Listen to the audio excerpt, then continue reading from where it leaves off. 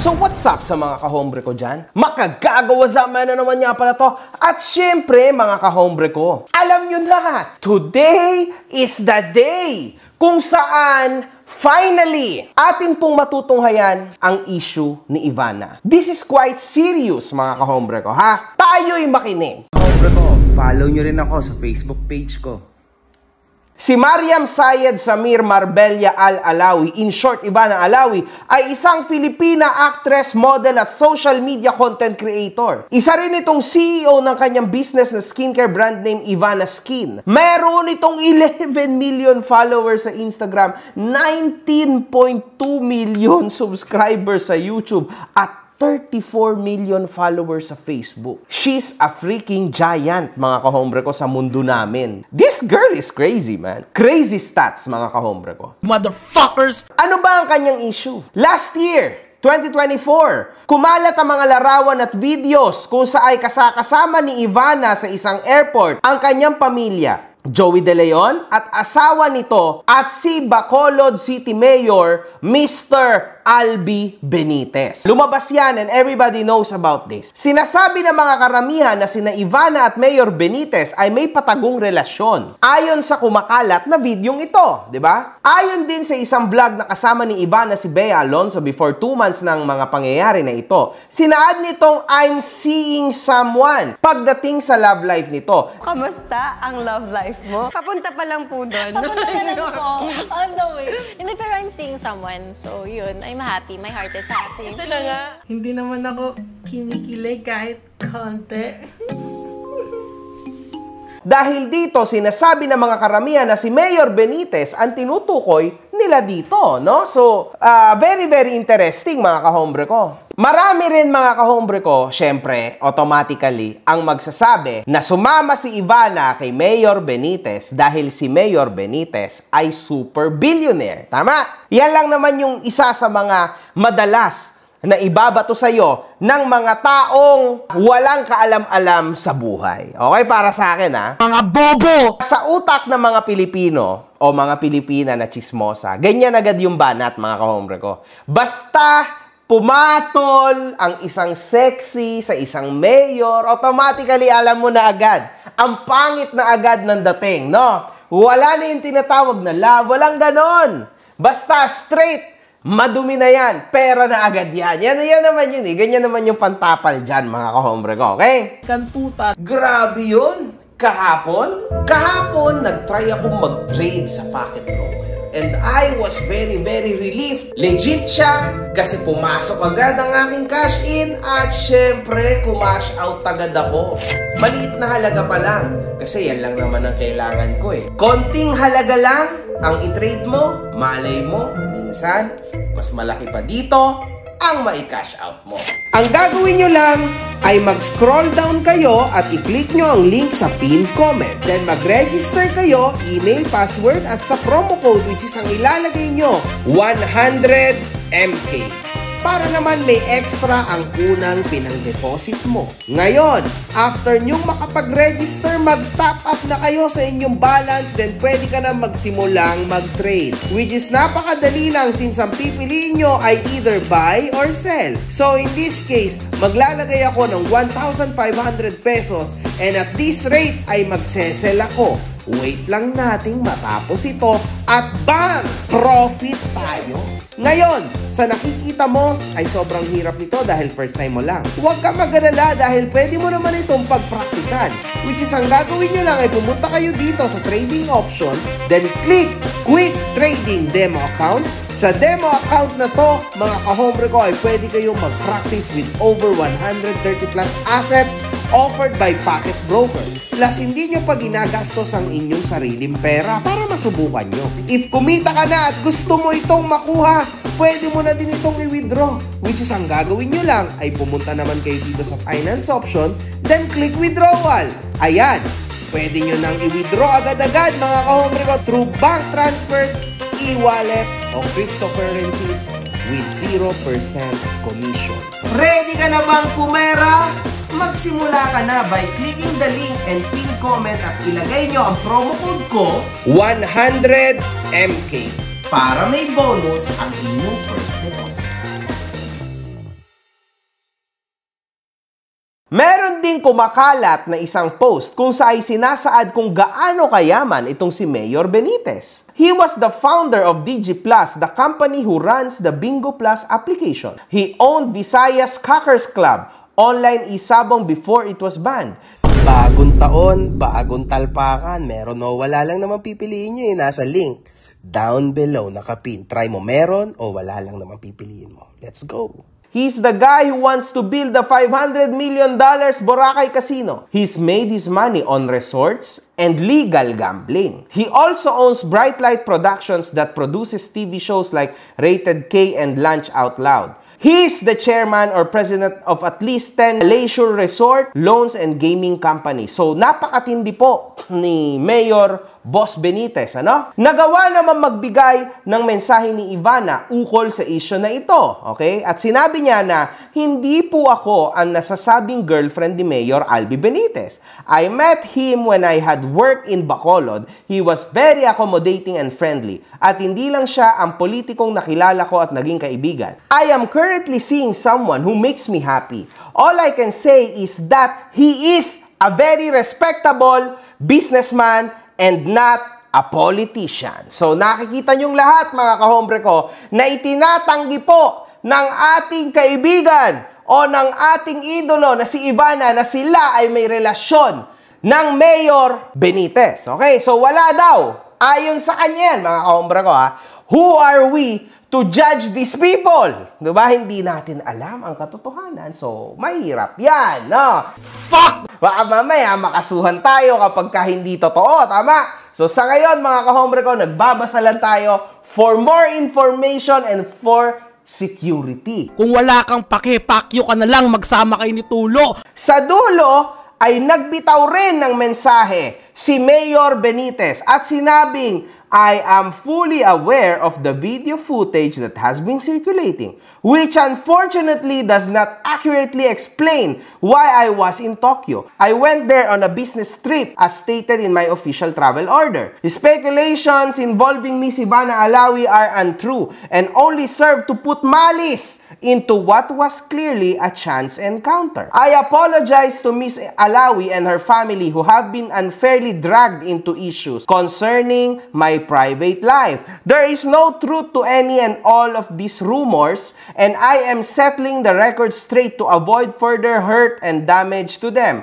Maraming salamat po, Mayor Albi Benitez. So, ayon naman sa ating butihin na mayor, wala siyang kinalaman dito. Humihingi din siya ng pasensya sa pamilya ni Ivana. And sa totoo lang mga kahombre ko, knowing yung family ni Ivana na sobrang close nila sa isa't isa, marahil sa marahil hindi po maganda ang kanilang kinalalagyan ngayon dahil napasok si Ivana sa malalang issue na ito. Na-drag siya sa isang mayor, which is automatic po yun mga kahombre ko. Once na maganda, sexy, sikat, kahit papano malapit no? Sa mga politician ng isang sexy star or influencer, at nakita yan, nakasama ng isang politician, automatically, valet na yon nung politiko or babae. Umayos-ayos ka, kadiri ka, gago. Usong-uso po kasi yan sa mundo ng politika, mga kahombre ko, yung may mga, yung ng babae si gento, ng babae si ganyan. Pero, again, it's tough and mahirap na mag-judge agad, no? Lalo na sa ganitong situation because this is very, very hot. Mga putang ina nyo, mga wala kayong magandang magawa sa buhay. Ngayong buwan ng Mayo naman, ay nagtrending ang isang issue kung saan ang asawa ni Mayor Benitez, my God man, this is crazy, na si Nikki Benitez ay nag-file ng isang vowsy case na reklamo sa kanya at pinangalanan nito ang mistress na si Ivana Alawi, mga kahombre ko. My God, man. So, this is actually super real. Itong ginawa niya na kaso, no? Or, well, complaint affidavit pa lang naman to, no? So, complaint pa lang. Depende to kung tataas to sa as case, no? Sa RTC. Pero, as of now, meron na pong complaint affidavit and it's in. Oh my God, man. I heard rumors infidelity. Early on, I had no proof of such facts. It was only when I received the petition for declaration of nullity of marriage filed by respondent, and after reading the admission of respondent of having fathered 2 illegitimate children and his implied admissions of his current illicit relationship with Ivana Alawi, that I was able to confirm his marital infidelity. Betrayed by the respondent and was devastated beyond compare after finally discovering and confirming the truth in respondent's lies. So, nakita po natin dito, gusto niyang magkaroon na sila ng nullity of marriage. So, ibig sabihin nun, wala na silang pakialamanan sa isa't isa. At meron daw pong 2 illegitimate na anak itong si Mayor na nalaman niya, and yes, merong relasyon si Mayor Albi Benitez kay Ivana Alawi. Ayun po ang ini-state ng reklamo ng kanyang asawa kay Mayor. Which kumalat to, mga kahombre ko. Kalat na po ito. Oh my God! This is shocking! So, galing po ito sa asawa, mga kahombre ko. Itong reklamo na ito. So, what can we say about this? Maybe it's true. Maybe it's not. Pero it reminds me of some things, no? Na hindi po lahat na nagkakaso, nasa tama. Totoo naman yun. Diba? Alam niyo yan, mga kahombre ko, Hindi lahat na nagkakaso, totoo at tunay ang ikinakaso.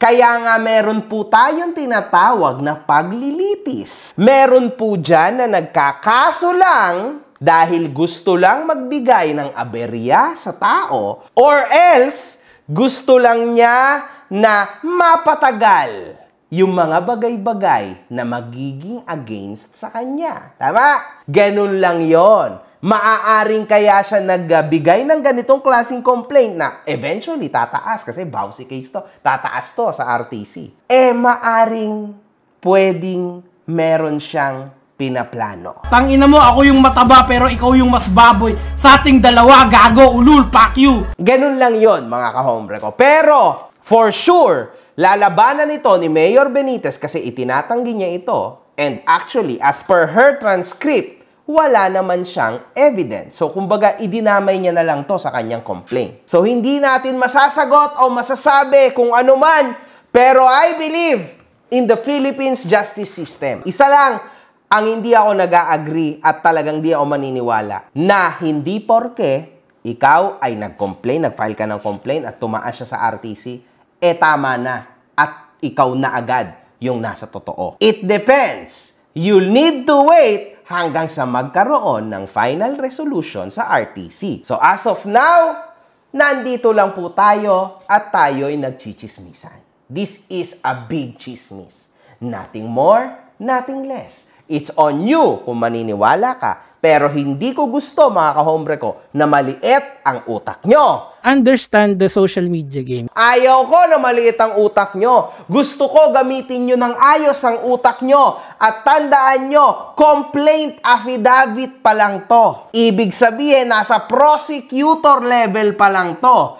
Ibig sabihin, di pa siya tumataas sa RTC. And even if this goes up to the RTC level, you can't say na nanalo ka na. Kasi may iba pa po tayong paglilitis. At ang tunay na panalo mo makakamit mo sa RTC level. You will fucking pay. Kasi mga kahombre ko, tataas at tataas po yan sa RTC kapag ka meron nakitang probable cause ang prosecutor level. So ngayon mga kahombre ko, yung probable cause, ano ba yon? Ano ba yung probable cause? Yung inyong pag-argue sa isa't isa. So, yung pag-argue nyo, ayaw ng prosecutor yan. Bahala kayo mag-argumento, lawyer versus lawyer, sa RTC, sa tapat ng judge. So, to be continued lang siya. You never won and you never lost. Easy. Di ba mga kahombre ko? Ganon lang yon. Gamitin ang utak. Kaya in this case,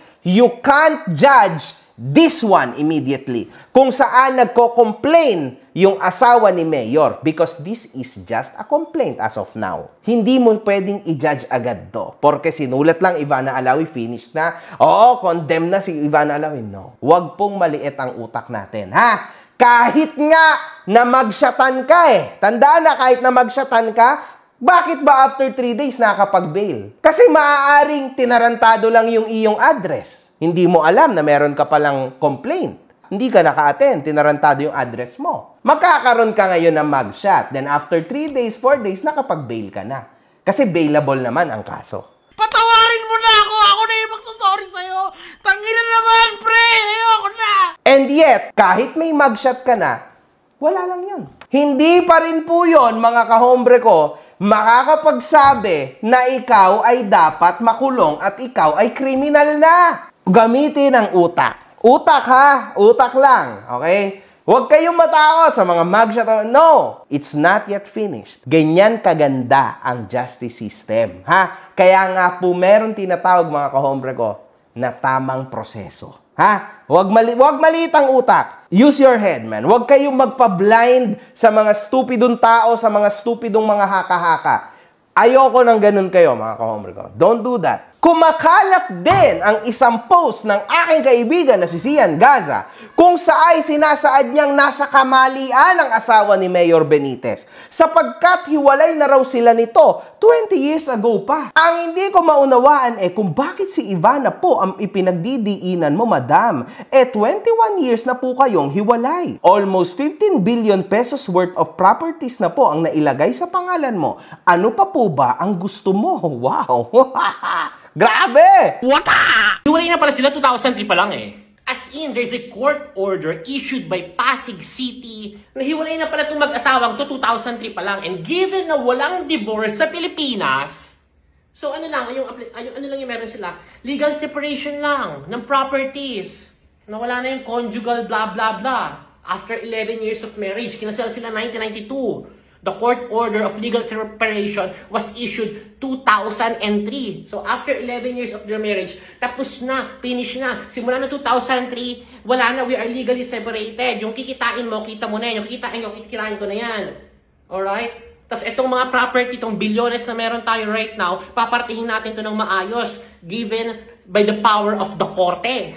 So bottom line, ang hindi ko maunawaan, hindi maarot ng aking isipan, bakit mo isasabit si Miss Ivana Alawi dyan sa kasuhan ninyong mag-asawa? Ipagpalagay natin na totoong may relasyon sila. Bakit siya yung pinag-iinitan mo? Napakaraming babaeng dumaan sa asawa mo for the last 21 years. Nilabas din ni Sian Gaza ang mga pictures ni Mayor Benitez kung saan may kasakasama itong iba't ibang mga sikat na personalidad na sina Angelique Kang, oh my God, at si Yen Santos. Wow! Shocking to! Ikaw kaya magpakapa ng titi sa bakla. Putang inan to. Ngayon, nag-file ng annulment si lalaki, kaya lumalaban ngayon si babae. Na ipinaglalaban niya na, naku, maraming babae yan, hindi yan faithful, may mga ganito yan, mistress yan, may blah blah blah blah blah blah. Nakabuntis pa nga yan ng 2 babae. Illegitimate child, 2.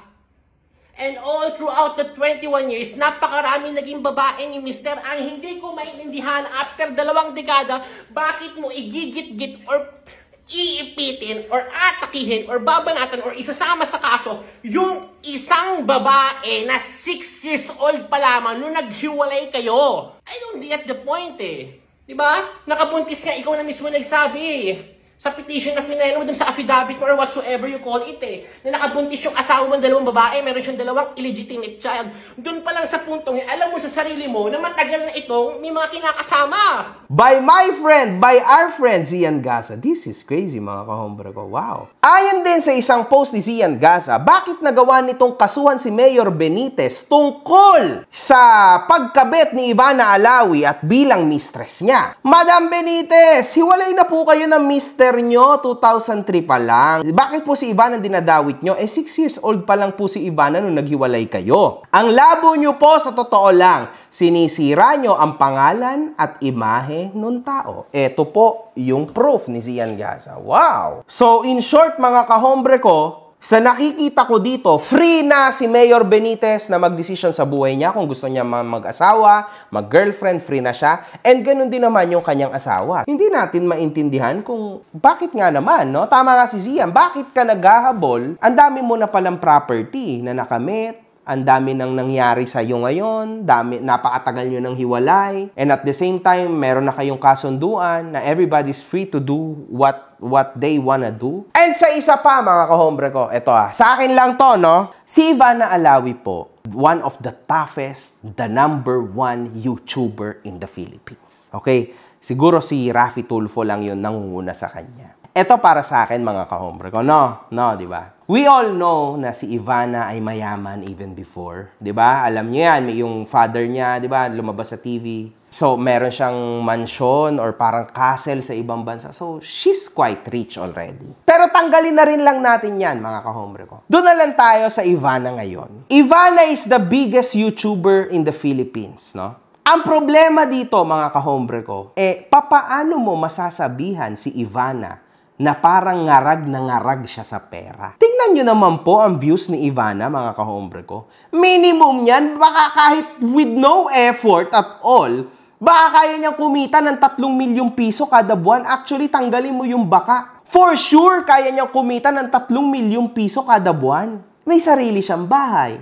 May sarili siyang mga sasakyan. For sure, may investment. Siya ay artista, modelo, ang lalaki ng billboard niya sa SLEX, sa NLEX. Ang lupet, tol! Mga kahombre ko naman, di ba? Isipin nyo, bakit maninira si Ivana ng pamilya? For what? For money? Can you still say na kailangan niya ng pera, na nangangailangan siya ng pera sa gantong sitwasyon? I am not an indigent. She's already rich. Gaano ba karami pang pera ang gusto ni Ivana? She comes from a very, very laid-back family. Makikita po natin. At ilang beses yan sinabi ni Ivana na swerte siya sa kanyang ama, mayaman sila sa part na yon, pero sa nanay niya, mahirap lang talaga sila. Nagsimula sila sa mababa. And in fact, mga kahombre ko, sanay si Ivana sa hirap. Kaya nga siya nagtrabaho, no, nag-grind big time sa pagiging artista, model, lahat na pinasok, no? Pero ngayon, mga kahombre ko, I don't think nakakailanganin ito ng ganito for almost how many years now? Kasi namamayagpag siya sa social media and sa TV. Diba? Endorsements. Why? I don't think so. It doesn't turn out quite good. Parang hindi siya nagko-connect sa isa't isa, no? Yung mga chismis kay Ivana. I don't think so. Sa tingin ko, mga kahombre ko, parang hindi. Sa tingin ko, Mga putang ina nyo, mga wala kayong magandang magawa sa buhay. Marami na siyang pera for this. I don't think so na hahanap siya ng sakit sa ulo. Kung marami ka talagang pera, mga kahombre ko, trust me, hindi ka nahahanap ng gulo at sakit sa ulo. Because life is beautiful. Fuck you. Wala. Good fucking vibes. Mga putang ina nyo. Isa pa uli, putang ina nyo. Walang MTRCB dito. I don't give a fuck kung ma-demonetize ako. Kayo mga putang ina nyong lahat. Mga putang ina nyo kayo.